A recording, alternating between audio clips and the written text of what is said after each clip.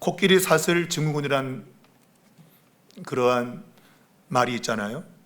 코끼리를 어릴 때부터 이게 아주 단단한 밧줄이나 사슬에 묶어두면 이 코끼리가 그걸 벗어버리려고 막 몸부림을 칩니다.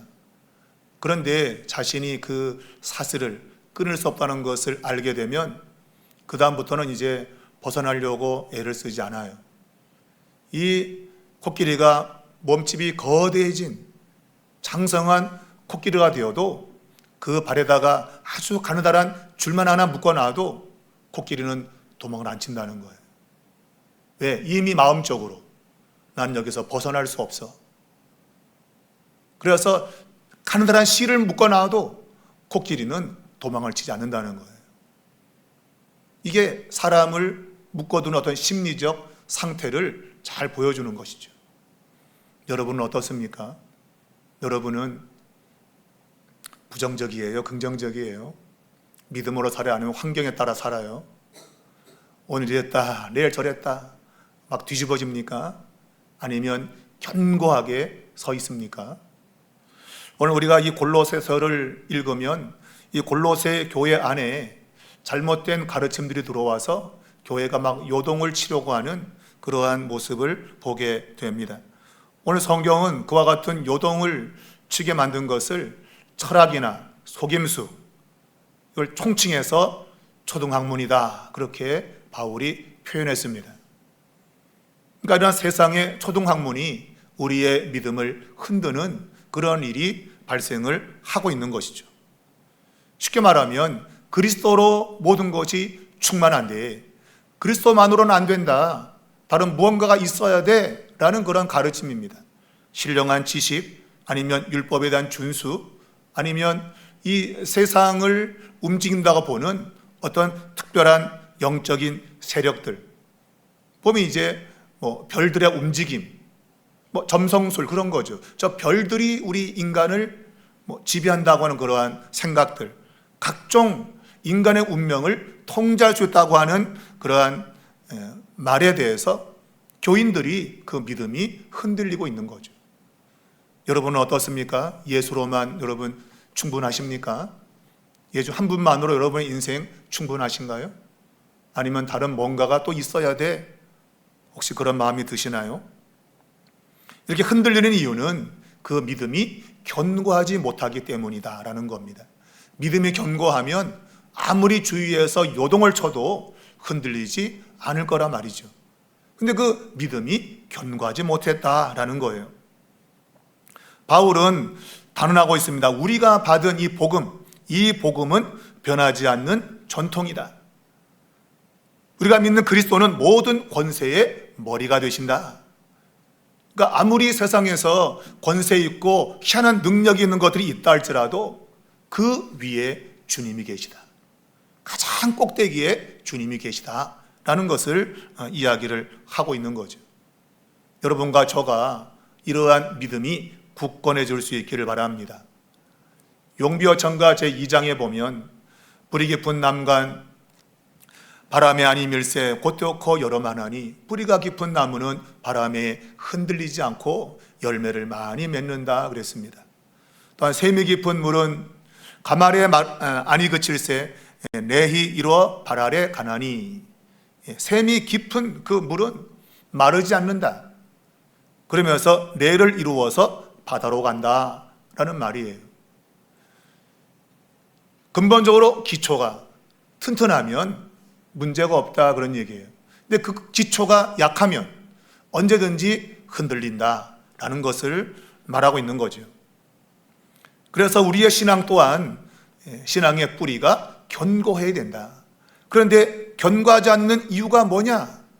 바울은 진단하기를 그들의 신앙이 사도적 전통 위에 세워 있지 않다는 겁니다. 그게 첫 번째 바울은 본문에서 말하고 있는 거예요. 사도적 전통, 복음은 사도들을 통해서 이게 전달되어 온 거라는 거예요. 그 전달되어 온 것들을 통해서 우리의 믿음의 기초를 튼튼히 해야 되는데, 그런데 그렇게 물려받은 전통, 전승이 아니라 자신의 감정, 또 다른 이야기, 그런 것들 가지고 신앙을 세운 거예요. 특별히 한국 사람들 신앙의 근간에는 경험적인 거, 감정적인 것들이 많이 들어가 있습니다. 그래서 뭐 신령한 거 봤다 그러면 그 사람이 마치 대단한 것처럼 느껴요. 또 막 놀라운 경험들, 그러면 야 대단하다, 어떤 그런 대단한 경험을 했지, 대단하게 보는 그런 경향이 있습니다. 그런 신앙이 나쁜 건 아니지만 그러나 매우 위험 요소를 갖고 있는 거예요. 이 골로새 교인들이 자꾸 흔들리고 있는 이유는 바로 그 사람들의 경험, 감정적인 부분들을 건드린 겁니다. 신령한 거, 신비적 체험들, 그런 것들을 자꾸 갖고 오니까 야 그런 거 대단한 건데 라고 그들의 믿음이 흔들리고 있는 거예요. 오늘 바울은 6절 말씀에 보면 너희가 그리스도 예수를 주로 받았으니, 이 받았다는 용어를 사용하고 있습니다. 이 받았다는 용어는 누군가가 전달해 준 것을 내가 수용했다 그런 얘기예요. 그러니까 넘겨준 것을 내가 받는다는 개념이에요. 그러니까 바울이 전한 그 복음을 골로새 교인들이 지금 받은 거죠. 근데 그 복음은 골로새 교인들이 경험한 경험이나 신비적 체험이나 감정적인 것에서 온 것이 아니라고 한 거예요. 그들이 받은 복음, 바울이 전해준 복음은 사도들을 통해 가지고 전달되어 내려온, 역사적인 예수 그리스도를 통해서 전달되어 내려온 그러한 믿음이라고 한 것이죠. 그런 믿음 위에 서야 되는데, 근데 그러한 믿음이 아니라 말한 대로 경험적이고 체험적인 거, 그리고 감정에 매여 있는 그런 부분들이 오늘 이 골로새 교인들의 그 신앙을 흔들고 있다라는 거예요. 그래서 이 받는다는 단어가 헬라 단어로 파라람바노라는 단어인데, 이것이 사용된 곳을 보게 되면 우리가 고린도전서 11장에 주의 만찬에 대한 이야기를 바울이 설명을 하면서 고린도 교회가 이 성찬 예식을 엉터리를 하고 있었던 거죠. 이 성찬 예식이 어떤 거냐라고 설명하면서 내가 너희에게 전한 것은 주께 받은 것이다 라고 하는 요 받았다는 단어, 파라람바노라는 단어입니다. 똑같은 단어예요. 그러니까 주님이 직접 우리에게 전수해 준 것이다 그런 얘기예요. 성찬 예식은 사람이 만든 게 아니라 예수 그리스도께서 친히 만들어서 우리에게 전달해 준 거다 그런 얘기예요. 그리고 좀 더 지나면 15장에서 고린도전서 15장 부활장에서 내가 받은 것을 먼저 너희에게 전하였다. 그러니까 이 부활의 복음을 내가 받았는데 그걸 내가 너희에게 전했다라고 말하고 있죠. 그러니까 이 바울 같은 경우는 다메섹 도상에서의 그 부활의 주님을 직접 체험한 사람 아니겠어요? 아주 신비한 그러한 영적인 체험이 있었던 거죠. 부활의 주님 만난 거예요. 부활의 주님을. 그런데 그가 전하는 복음은 자신의 그 다메섹 도상에서의 그 신비한 영적인 경험을 말한 게 아니라 그가 받았다는 것, 이것은 사도적 전승, 주님의 제자들에 의해서 전수되어 온 그 복음을 이야기하는 거예요. 자기가 다메섹 도상에서 만난 예수 그리스도의 신비한 영적 체험을 말하는 게 아니라 전달되어서 받은 거, 내가 그것을 너희에게 전했다라는 거예요.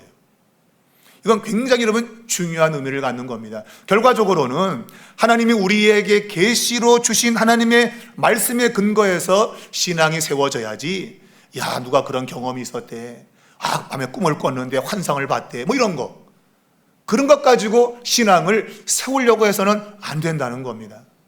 그게 골로새 교회가 처해 있는 위기적인 상황이었던 거예요. 바울은 그거 말고 하나님이 우리에게 전달해 준 사도의 전통에 의해서, 전승에 의해서 세워진 믿음이어야 된다라는 거예요.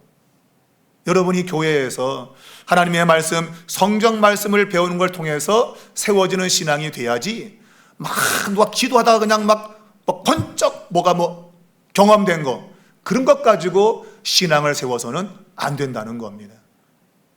대부분 이단들이 전부 그런 것에서 온 거예요. 내가 산에서 막 40일을 기도했는데 갑자기 음성이 들리면서 전부 이단들입니다, 여러분. 성경은 사도 바울만큼 그런 신비로운 신령한 경험을 한 사람이 없어요. 사도 바울은 3층전까지 갔다 왔잖아요. 그런데 그는 내가 받은 것을 너희에게 전했다라고 이야기를 하고 있지 않습니까? 그러니까 그 전통적으로 전달되어 내려온 하나님이 우리에게 계시로 준 하나님의 말씀의 전달을 통해서 객관적인 그 신앙의 토대 위에 우리의 믿음을 세워야 된다라는 것을 이야기를 하고 있는 거예요. 그렇지 않으면 그 신앙은 뿌리 깊은 신앙이 될 수 없다. 그저 감정을 건드려주고 신비한 영적인 체험을 통해서 하는 그러한 신앙은 매우 위험한 신앙이다. 바로 이러한 영지주의와 그리고 신비한 것들을 이야기하는 우주의 원리가 어떻고 별들의 움직임이 어떻고 하는 그러한 세상의 철학적인 것들을 이야기했더니 거기에 사람들이 동요되고 흔들렸다. 그런 것들이 마치 자신들의 운명을 통제할 수 있을 것 같은 그런 생각을 갖고 있는 거예요. 그거 다 속임수다, 속는 거다라고 바울은 이야기를 하고 있는 거예요. 우리의 신앙의 성장은 신비적 체험을 쫓는 것이 아닙니다. 우리가 받은 복음, 곧 예수가 주님이시라고 하는 분명히 하나님의 말씀 속에서 규정되어진 예수는 주님이시다. 이러한 분명한 사도적 전승 위에 우리의 신앙이 견고하게 서야 된다라고 지금 말하고 있는 거죠. 여러분, 예수님은 역사적 실체였고 그분이 주님으로서 이 세상에 계셨고 그것을 선포하는 복음을 지금 사도들을 통해서 계속 전수가 되어오고 있다고 하는 거예요. 그런 것에 있어서 우리의 신앙이 바로 세워져야 된다. 자, 그래서 이 신앙의 안정성을 말하기 위해서 이제 식물이 뿌리를 내리는 하나의 은유로 설명을 하고 있는 겁니다. 제가 아까 용비어천가 말했지만 식물은 뿌리를 깊이 내려야 어떤 외부의 환경에 의해서 흔들리지 않는 거죠. 뿌리가 얕으면 바람 불면 그냥 날아가 버리고 또 햇볕이 쬐면 그냥 또 말라 타버리고 그런단 말이에요. 뿌리가 깊으면 그런 일이 없다는 거죠. 그래서 오늘 이 뿌리를 박으며 라고 했는데 이것은 완료형 동사입니다. 뿌리를 박았다, 이것은 단회적 사건을 가리키는 겁니다. 내가 예수를 영접하는 것은 한 번에 이루어지는 일이지 계속 영접하는 게 아니에요. 예수를, 그리스도를 나의 주로 영접하는 것은 단회적 사건이에요. 그것을 오늘 뿌리를 박는다, 견고한 토대 위에 뿌리를 박는 것으로 완료형으로 바울이 이야기를 하고 있는 겁니다.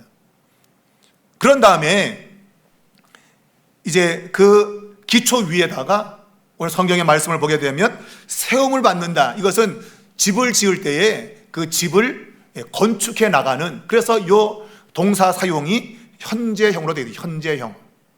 그러니까 계속 지어져 나가는 겁니다. 그 든든한 기초 위에 뿌리가 한번 딱 바뀌면 그 뿌리를 중심으로 해서 마치 집을 짓듯이 세워져 나간다는 거예요. 현재형이죠. 성경 끊임없이 여러분과 저의 신앙이 자라가야 된다고 말하고 있습니다. 아이가 태어나면 태어난 걸로 끝난 게 아니고 자라가야 된다. 자식이 자라지 않으면 부모의 걱정이죠, 여러분. 그 아이가 키가 안 자라도 문제고 또 키는 자라는데 생각이 안 자라도 문제고 자라지 않으면 그게 부모의 근심이 되는 거 아니겠어요? 여러분과 저의 신앙도 마찬가지인 거예요. 그리스도 예수를 토대로 해서 계속적으로 신앙이 성장해야 되는데 성장하지 못하면 그것 또한 하나님의 근심이 된단 말이에요. 하나님은 여러분과 저가 신앙적으로 성장하기를 원하시고 있다, 그런 얘기입니다. 그래야만이 세상에 풍파가 와도 흔들리지 않는 안정감을 가지게 된다고 하는 거예요.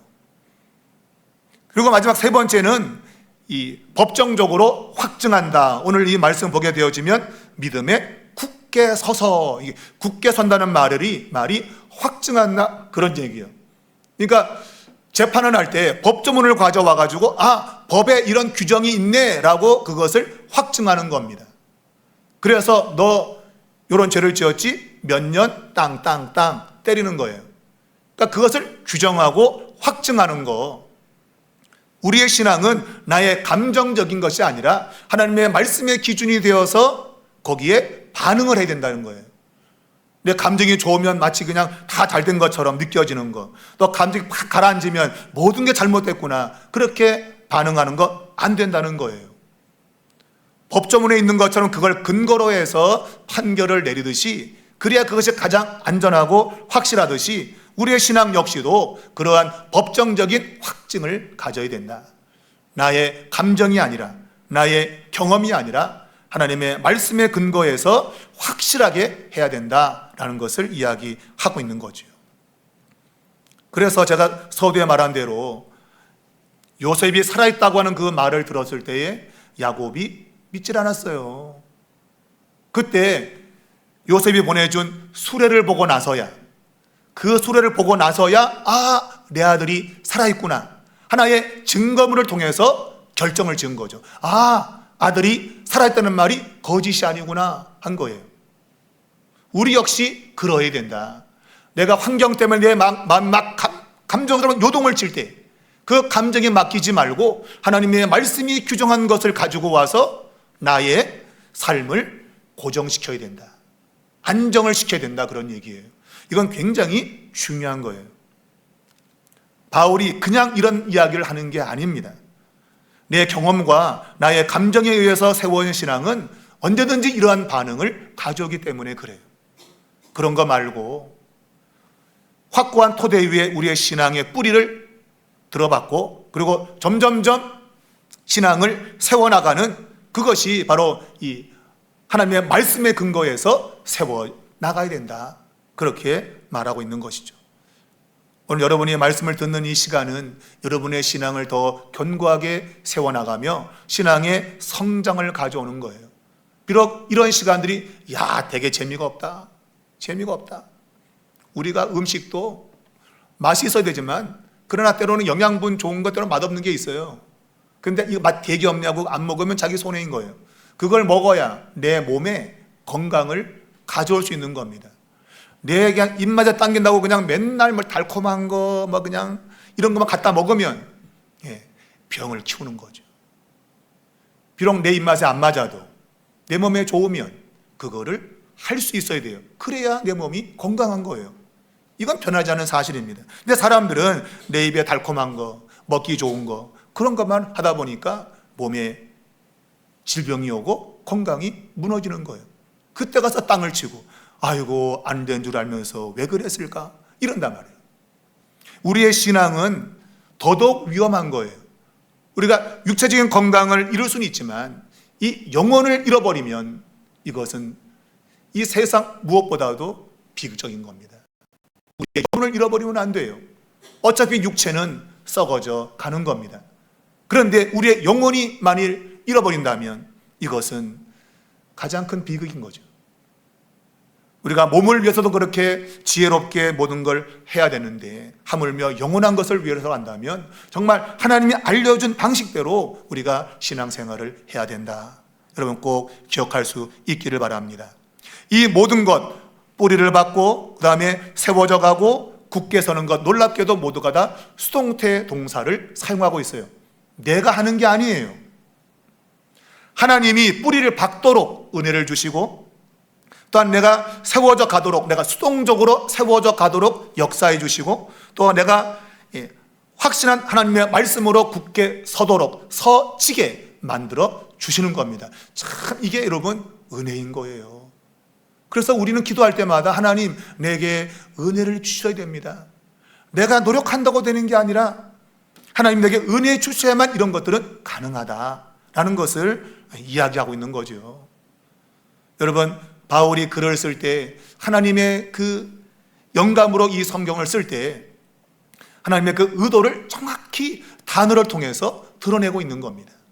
그래서 능동태가 아니라 수동태로 쓰고 있는 이유는 이 모든 것들이 하나님의 은혜 안에서 우리에게 이루어지는 것이다 라는 것을 설명을 하고 있죠. 그러므로 우리는 날마다 주님의 은혜를 구하며 살아야 된다라는 것입니다. 두 번째는 세상의 헛된 그림자를 분별해야 된다.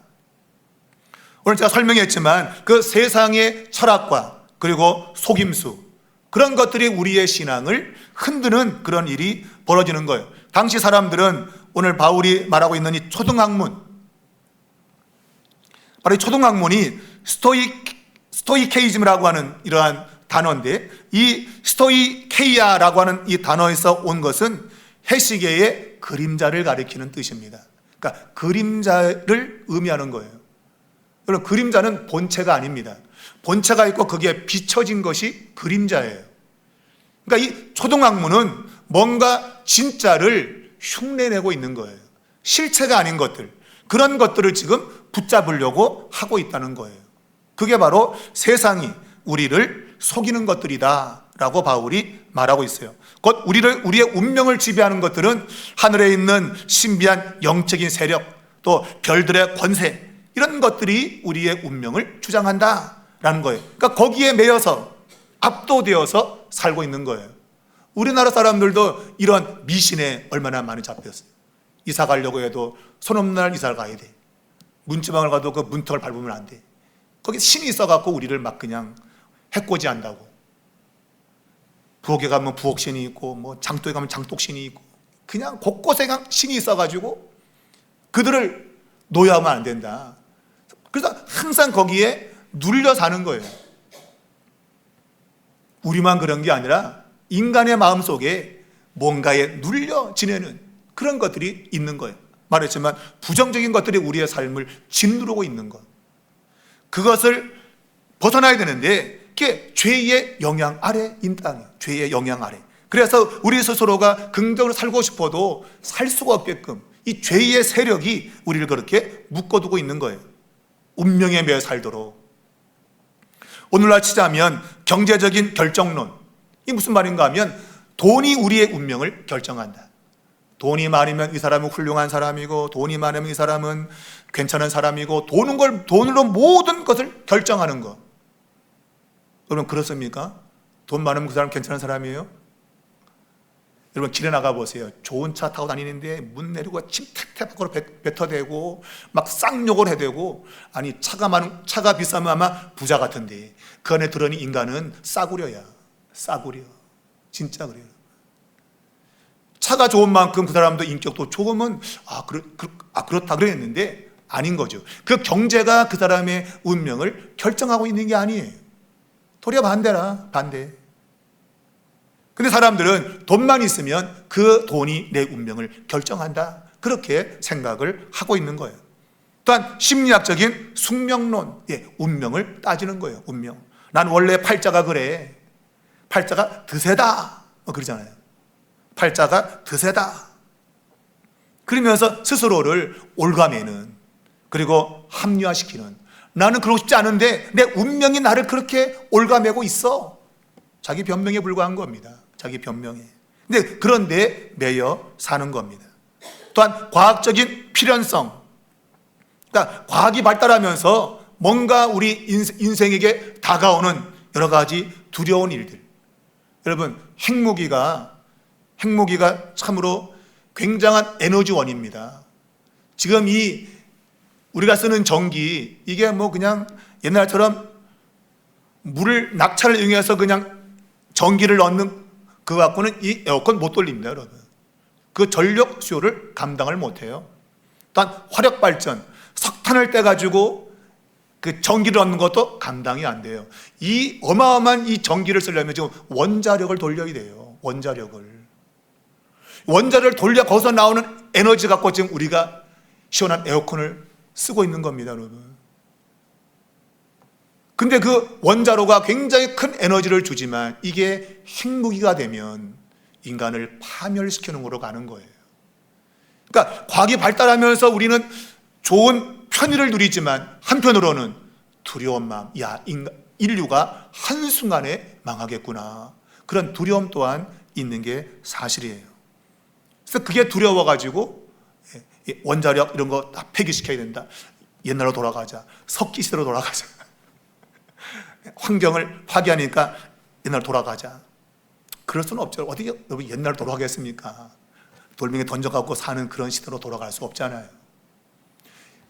문명을 가져오되 이것을 아주 적절하게 잘 활용할 수 있는 방법들을 만들어내야 되는데, 그런데 이러한 것들이 잘 되지 않는 겁니다.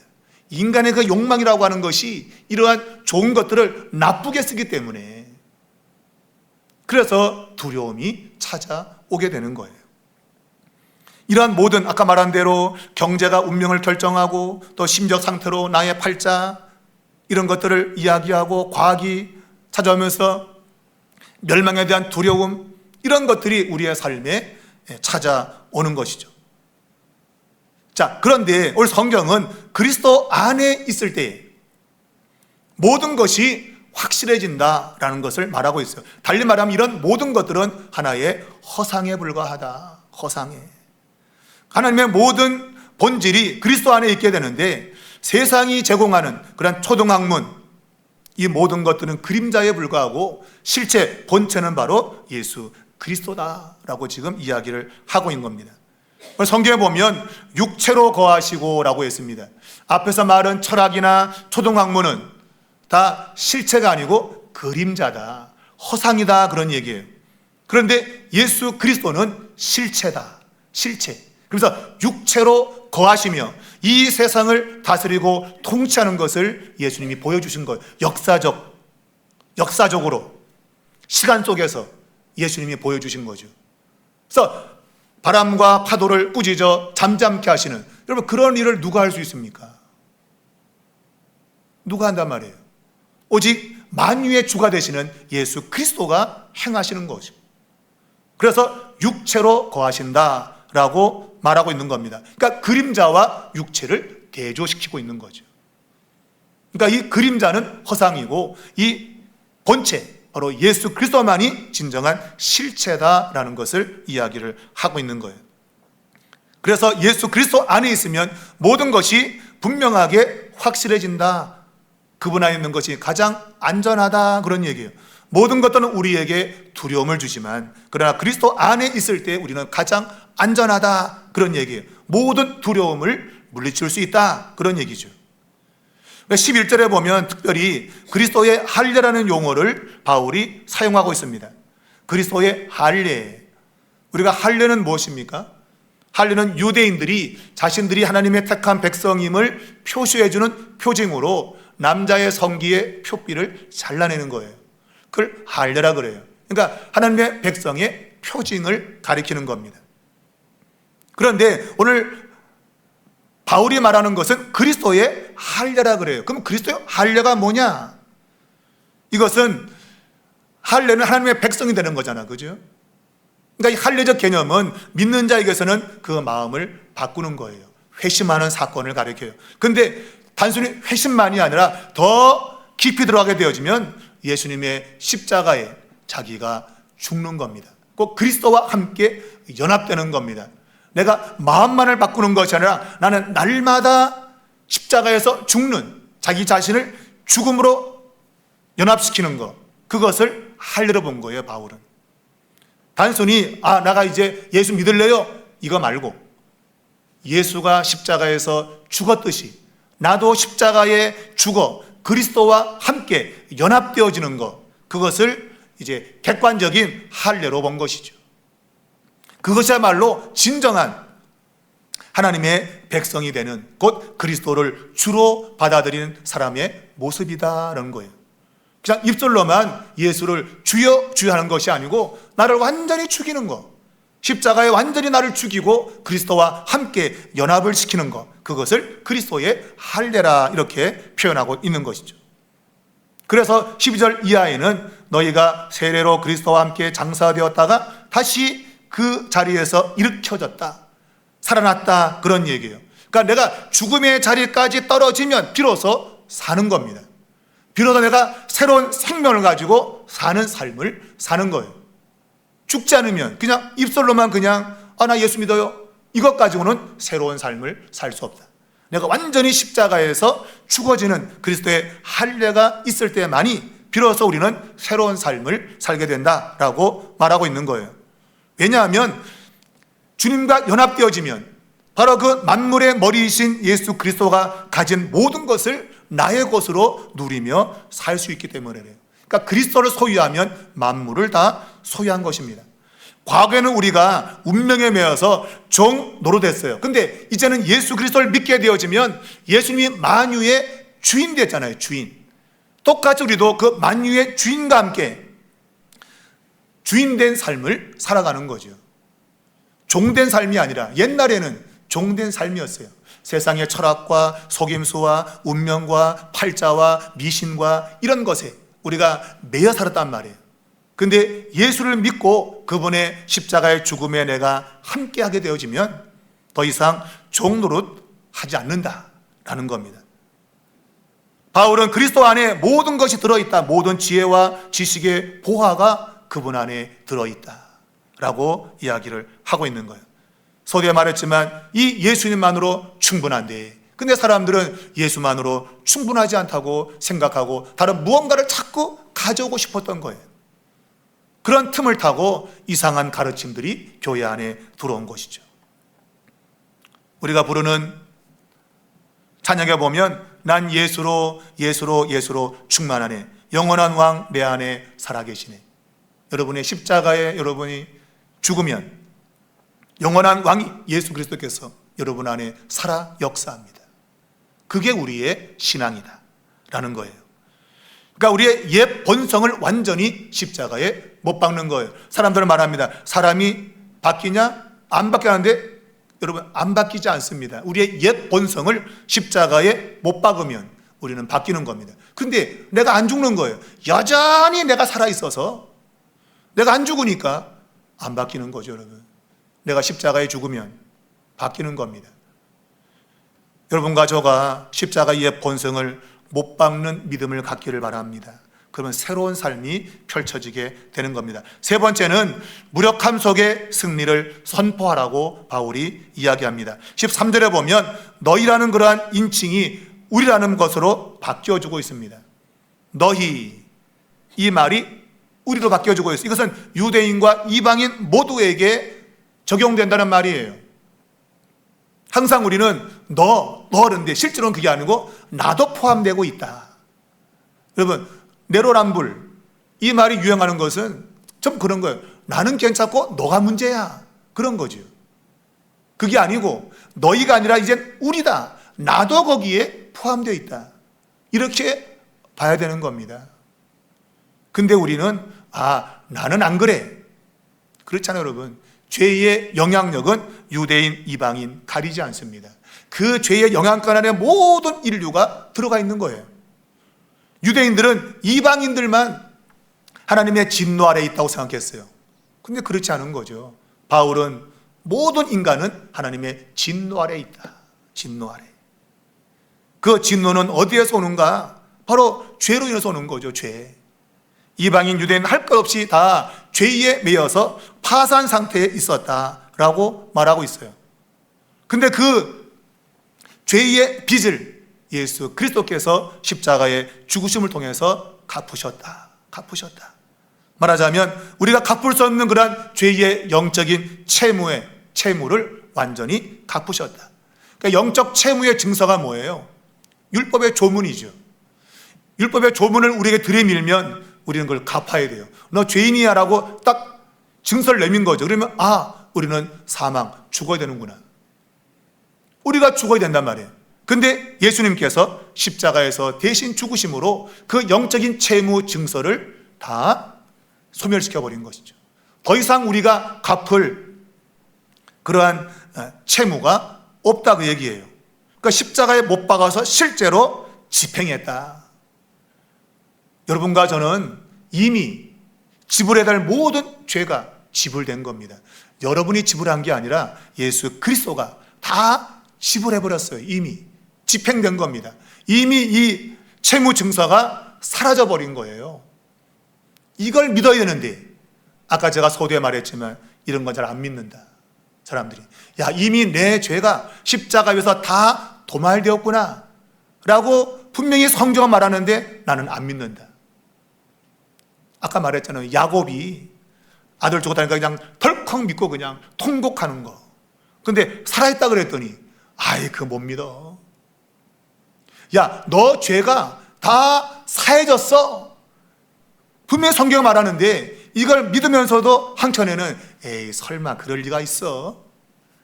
아직도 남아있을 거야 내 죄가 뭔가. 그러니 내 삶에 이렇게 어려움이 오지. 그렇게 사람들이 생각하는 거예요.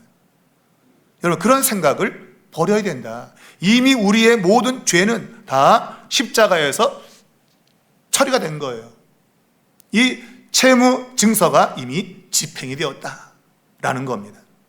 그래서 이 십자가의 사건은 외형들로 볼 때는 굉장히 수치스러운 패배의 사건이에요. 근데 하나님은 그러한 수치와 패배의 사건을 승리의 사건으로 바꾸신 겁니다. 이게 놀라운 거예요. 근데 우리 역시도 이것을 잘 못 믿는다. 아니 예수님이 십자가에 죽어서 나를 정말 구원시킬 수 있는가? 내 모든 죄가 다 용서받고 내가 하나님의 놀라운 축복을 받을 수 있는가? 잘 안 믿어진다. 왜? 나 현실을 보니까 그냥 말만 있는 거지. 실제로 나는 여전히 나는 옛날과 똑같아. 그렇게 생각하고 산다 이거예요. 성경은 그렇지 않다. 이미 우리를 억누르고 있는 모든 억압의 세력들이 이미 무장해제가 되었다. 예수님이 십자가에서 죽으실 때 다 이루었다. 테텔레스타이, 다 갚았다, 다 지불했다, 다 끝냈다라고 이미 선언하신 거예요. 우리 그걸 믿어야 되는데, 근데 내 감정과 내 경험을 더 의지한다. 아직 해결 안 됐어. 아니 해결됐다는데 안 됐다고 믿는 그 똥꼬집은 뭡니까? 그까지 고집부린데 내 중심적으로 하나님이 객관적으로 우리에게 선언하신 하나님의 그 말씀의 법이 그렇다면 그런 건데, 우리는 내가 하나님의 자리에 있어서 내 기준 갖고 판단하는 거예요. 내가 기분이 좋으면 내가 믿음이 좋은 거고, 기분이 꿀꿀하면 내가 믿음이 나쁜 거고, 거기에 반응하고 있다 이거예요. 그런 거 안 된다라고 이야기하는 거죠. 여러분, 무력해 보이는 십자가는 우리에게 승리를 주는 하나님의 최고의 능력이었습니다. 그 무능한 십자가로 보이는 그것이 영적 세력들을 도리어 구경거리로 만드는 승리의 정점이었다라고 오늘 바울이 말해요. 이것은 로마 군인들이 전쟁에 이기면 그 포로들을 다 질질질 끌고 댕겨요. 그 시내를 다니면서. 그러니까 그 패배한 사람들에게 수치와 멸시를 주는 거예요. 질질질 끌고 다니면서. 이것을 지금 바울이 말하는 거예요.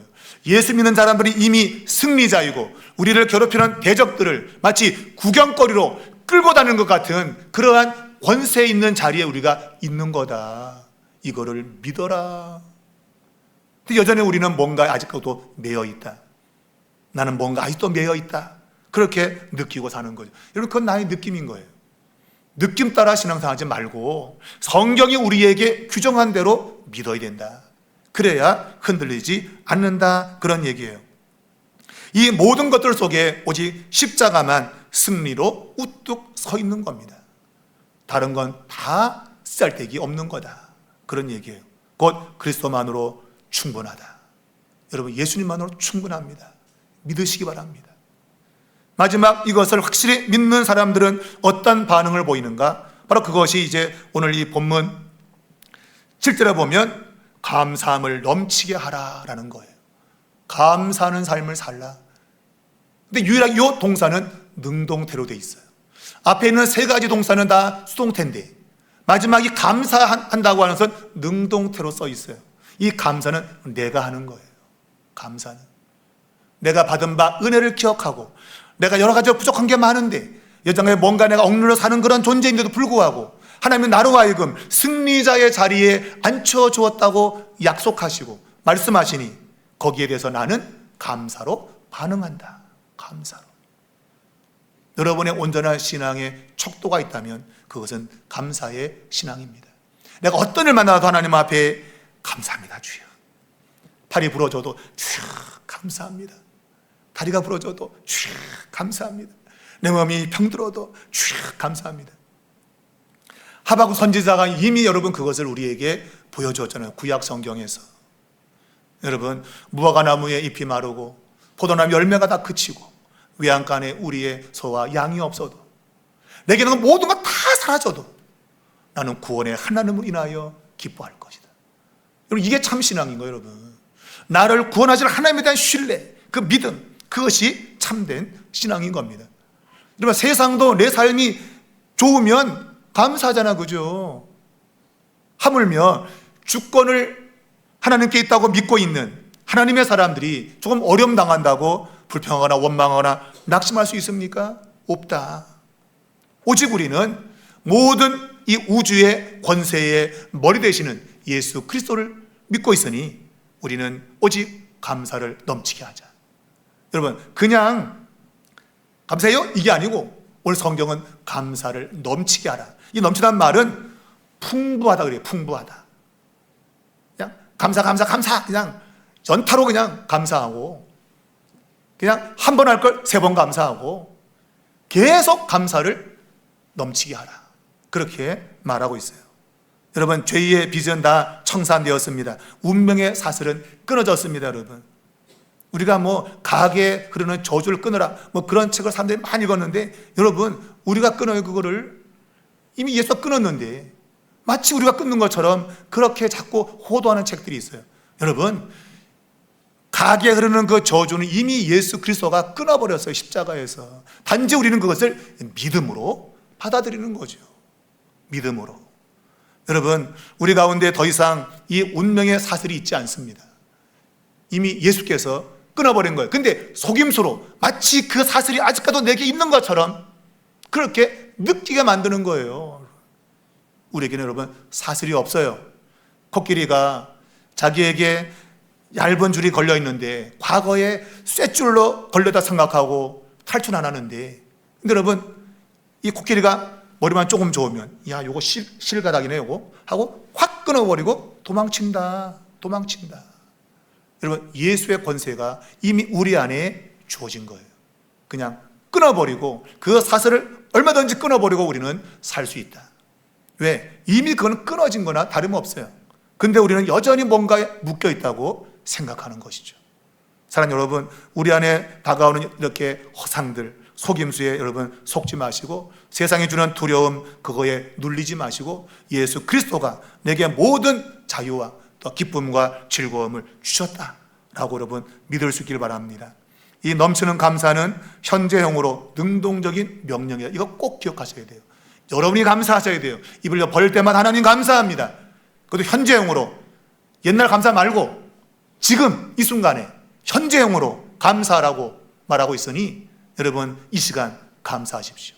그러면 여러분을 억누른 모든 어둠의 그림자 다 사라지고, 나를 묶어놨던 모든 실제로 없는 건데 그 허상의 그 사슬도 다 사라지게 될 것입니다. 그러한 은혜가 이 감사를 통한 우리의 삶을 통해서 나타나기를 주님의 이름으로 축복합니다.